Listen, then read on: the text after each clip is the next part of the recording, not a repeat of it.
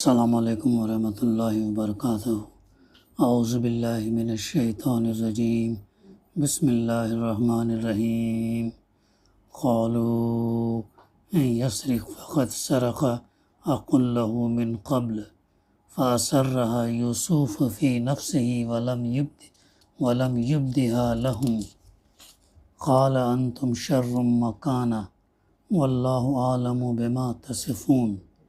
قالوا یا ایہا العزیز انا له ابا شیخا کبیرا فخذ عہدنا مکانہ انا نراک من المحسنین۔ قال معاذ اللہ ان ناخذ الا من وجدنا متاعنا عنده انا اذا لظالمون۔ صدق اللہ العلی العظیم۔ رب اشرح لی صدری ویسر لی امری واحلل عقدۃ من لسانی یفقہوا قولی رب زدنی علما۔ سورہ یوسف علیہ السلام کی تفسیر کا سلسلہ الحمدللہ جاری ہے۔ گزشتہ ہمارے مطالعے میں یہ بات آئی کہ یوسف علیہ السلام جو ہے ان کے بھائیوں کا سامان جب لدوانے لگا تو اس نے اپنے بھائی کے سامان میں اپنا پیالہ رکھ دیا۔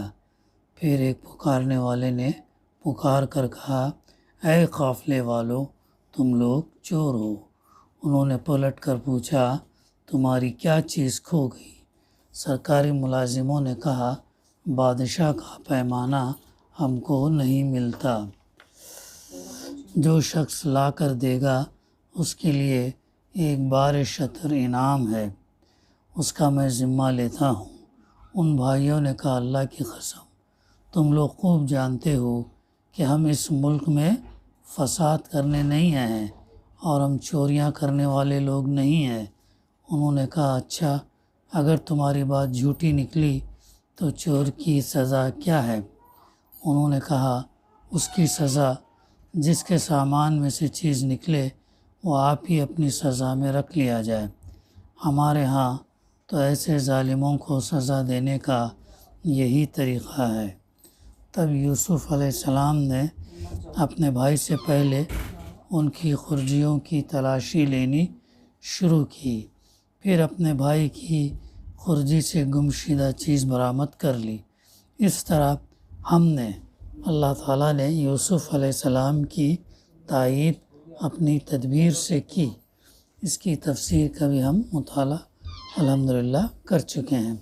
اس کا کام یہ نہ تھا کہ بادشاہ کے دین یعنی مصر کے شاہی قانون میں اپنے بھائی کو پکڑتا، الا یہ کہ اللہ ہی ایسا چاہے، ہم جس کے درجے چاہتے ہیں بلند کر دیتے ہیں، اور ایک علم رکھنے والا ایسا جو ہر صاحب علم سے بالا تر ہے۔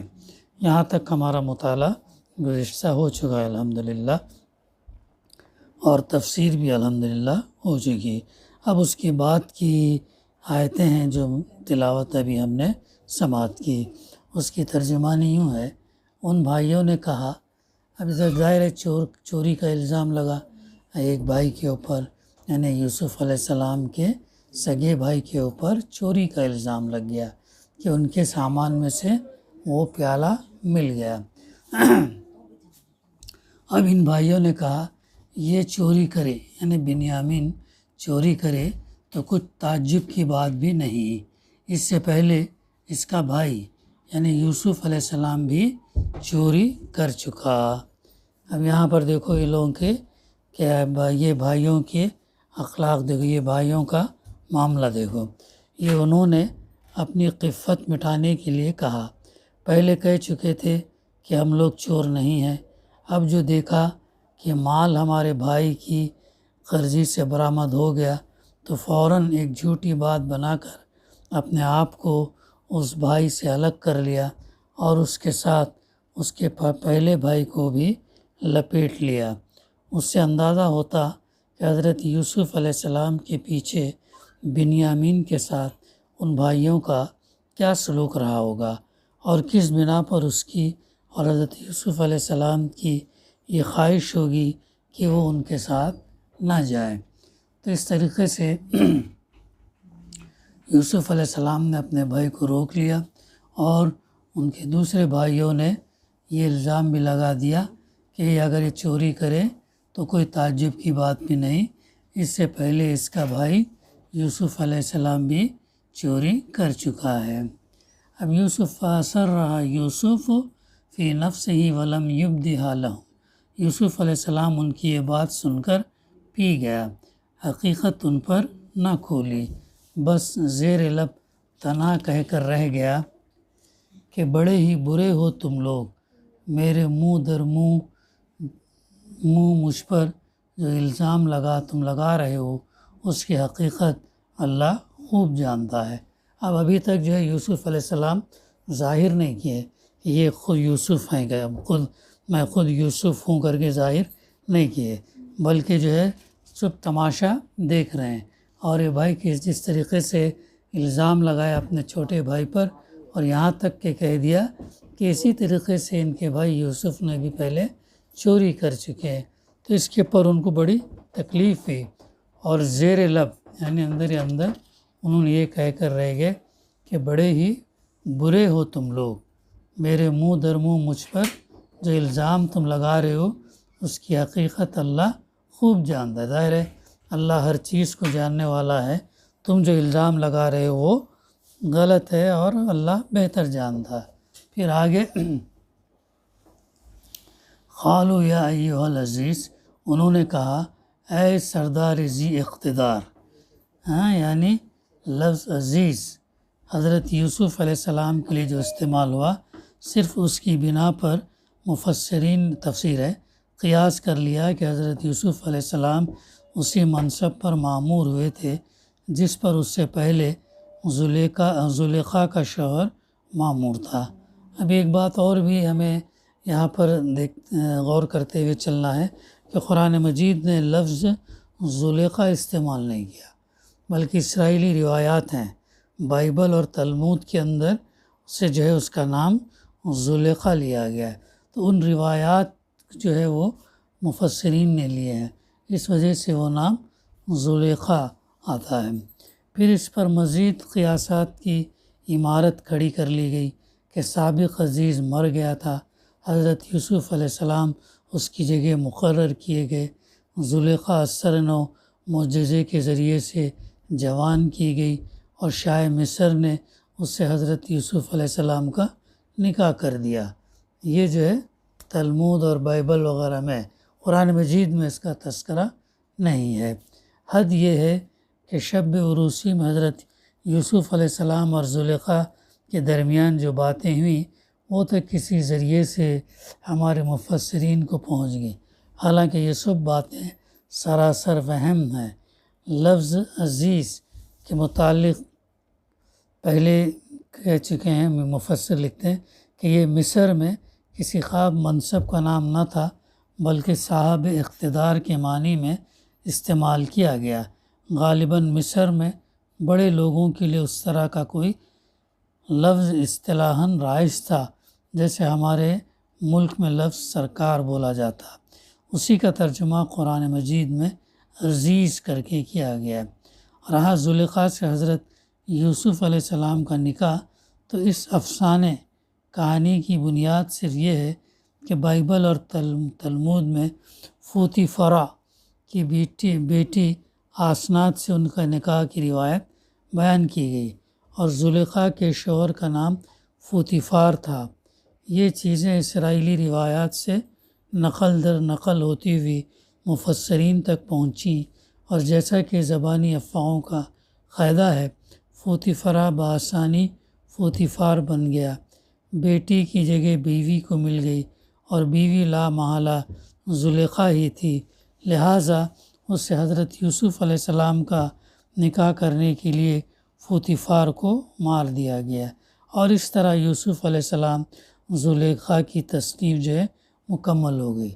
یہ مفسرین نے اس کو بنا کر پیش کیا، یہ اتنا مستند نہیں ہے بلکہ اسرائیلی روایات ہے، قرآن مجید اس کا تذکرہ نہیں کیا، بلکہ اوتھینٹک بات جو ہے، جو واقعہ ہے جس سے ہمیں سبق لینا ہے، وہ ہم کو اس پر زور دیتا ہے کہ کس طریقے سے یوسف علیہ السلام جو ہے اپنے ایمان اور اخلاق کی بنیاد پر پورے ملک کو تبدیل کرتے ہیں، وہ ہمارے لیے اہم ہے۔ تب یہ بھائیوں نے ان سے کہا، اے سردار ذی اقتدار یعنی عزیز، اس کا باپ بہت بوڑھا آدمی ہے، اس کی جگہ آپ ہم میں سے کسی کو رکھ لیجئے۔ اب قانون کیا تھا کہ جس کے سامان میں سے چوری کا مال ملا اس کو وہ بادشاہ رکھ لے گا۔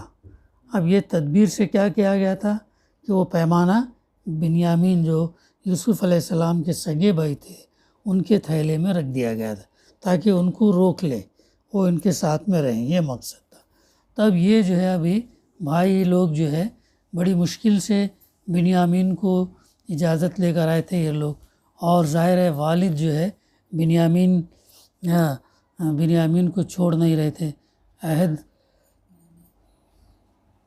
عہد لینے کے بعد اللہ کو گواہ بنا کر جو ہے وہ چھوڑے تھے کہ یہ کچھ بھی اس کے ساتھ جو ہے نہیں کرنا کر کے، لیکن اب یہ ایسا حادثہ ہو گیا۔ تب وہی کہتے ہیں بھائی لوگ، یہ بھائی کو مت رکھیے، بلکہ باقی کے جو ہم 10 بھائی ہیں ان میں سے کسی کو رکھ لیجئے۔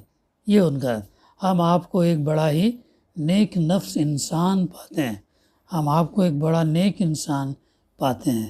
تو یوسف علیہ السلام نے کہا، پناہ با خدا، دوسرے کسی شخص کو ہم کیسے رکھ سکتے جس کے پاس ہم نے اپنا مال پایا ہے، ہم دوسرے کو کیسے رکھ سکتے؟ یہ جو ہے کہتے ہیں، اس کی تفسیر میں احتیاط ملاحظہ ہو کہ چور نہیں کہتے بلکہ صرف یہ کہتے ہیں کہ جس کے پاس ہم نے اپنا مال پایا۔ یوسف علیہ السلام چور نہیں کہتے بنیامین، بلکہ کیا کہتے ہیں؟ حکمت سے جس کے پاس ہم نے اپنا مال پایا ہے۔ اسی کو اصطلاح شرع میں توریہ کہتے ہیں، یعنی حقیقت پر پردہ ڈالنا یا امر واقعے کو چھپانا۔ جب کسی مظلوم کو ظالم سے بچانے یا کسی بڑے مظلمہ کو دفع کرنے کی کوئی صورت اس کے سوا نہ ہو کہ کچھ خلاف واقعات بات کہی جائے یا کوئی خلاف حقیقت ہیلا کیا جائے، تو ایسی صورت میں ایک پرہیزگار آدمی سری جھوٹ بولنے سے اعتراض کرتے ہوئے ایسی بات کہنے یا ایسی تدبیر کرنے کی کوشش کرے گا جس سے حقیقت کو چھپا کر بدی کو جو ہے دفع کیا جا سکے۔ ایسا کرنا شرع اخلاق میں جائز ہے، بشرط یہ کہ محض کام نکالنے کے لیے ایسا نہ کیا جائے بلکہ کسی بڑی برائی کو دور کرنا۔ نقطہ سمجھے یہ پوائنٹ جو یوسف علیہ السلام نے جو کیے، تو یہ ایک جو ہے بڑی برائی کو دفع کرنے کے لیے ایسا کرنا شرع اور اخلاق میں جائز ہے، بشرط یہ کہ محض کام نکالنے کے لیے ایسا نہ کیا جائے بلکہ کسی بڑی برائی کو دور کرنا ہو۔ اب دیکھیے کہ سارے معاملے میں حضرت یوسف علیہ السلام نے کس طرح جائز توریہ کی شرائط پوری کی ہیں۔ بھائی کی رضامندی سے اس کے سامان میں پیالہ رکھ دیا گیا، مگر ملازموں سے یہ نہیں کہا کہ اس پر چوری کا الزام لگاؤ۔ پھر جب سرکاری ملازم چوری کے الزام میں ان لوگوں کو پکڑ لائے تو خاموشی کے ساتھ اٹھ کر تلاشی لی۔ پھر اب جو ان بھائیوں نے کہا کہ بنیامین کی جگہ ہم میں سے کسی کو رکھ لیجئے، تو اس کے جواب میں بھی بس انہی کی بات ان پر الٹ دی کہ تمہارا اپنا فتویٰ یہ تھا کہ جس کے سامان میں سے تمہارا مال نکلے وہی رکھ لیا جائے، سب تمہارے سامان بنیامین کے سامان میں سے ہمارا مال نکلا ہے اور اسی کو جو ہے ہم رکھ لیتے ہیں، دوسرے کو اس کی جگہ کیسے رکھ سکتے؟ اس قسم کے توریہ کی مثالیں خود اللہ کے رسول صلی اللہ علیہ وسلم کی غزوات میں بھی ملتی ہیں، اور کسی دلیل سے بھی اس کو اخلاقاً معیوب نہیں کہا جا سکتا۔ یہ مولانا نے جو ہے اس کے تعلق سے یہاں پر وضاحت کر دی کہ جو ہے